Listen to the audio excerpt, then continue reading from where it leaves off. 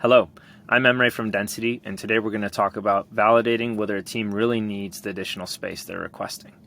If you're anything like one of our users, you're frequently getting asked about, hey, as a team based in Seattle or Denver or Toronto or London, we need more space for our employees.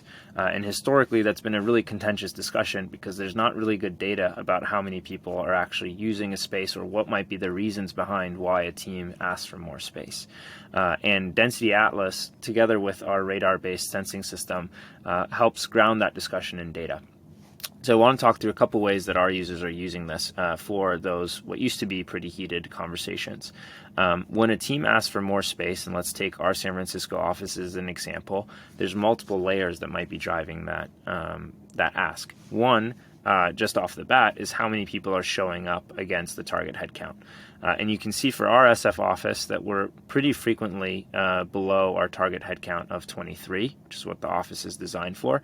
But there are some weeks where we exceed this limit. So you can see that the week of June 4th, we peaked at 33 people. When we held an offsite at our office the week of April 2nd, we peaked at 51. And so one of the questions that we would ask if we were having this conversation with our SF-based team is what happened on those days and how often are they happening, and are we comfortable with the office flexing to accommodate that many people? Now, the next question is, in a typical week, what's actually breaking at our office that might be leading to a request for more space? And if we zoom in on the week of July 9th, we can see that right off the bat, both of the meeting rooms in our SF office were in use at the same time for 5 hours this week. So this meant that for 5 hours, if an employee was looking for a space to collaborate in a meeting room, they would not have been able to find available space.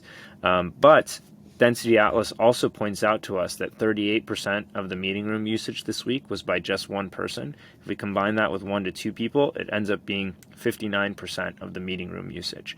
And so there's a big challenge that we would give to our operations teams and the local teams here of how do we alleviate the meeting room usage by 1 to 2 people so that you have more meeting room space and we can kind of extend the lifetime of this office without needing to grow to a bigger space for this team. And then finally, desks. So we have 20 desks in this office, and really in 2 seconds, I can validate that only 4 of these desks are used more than 3 hours a day, and there's 14 desks that are used less than 3 hours a day. So there's a lot of available desk space in case the team was pushing back. 2 of the desks are not even used at all.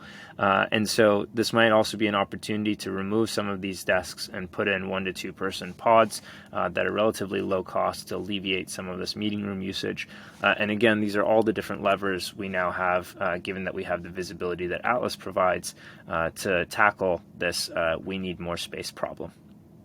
So excited to hear what you all think. Drop a comment in the Loom if you're having a similar issue or how this might be relevant for you. Thanks so much.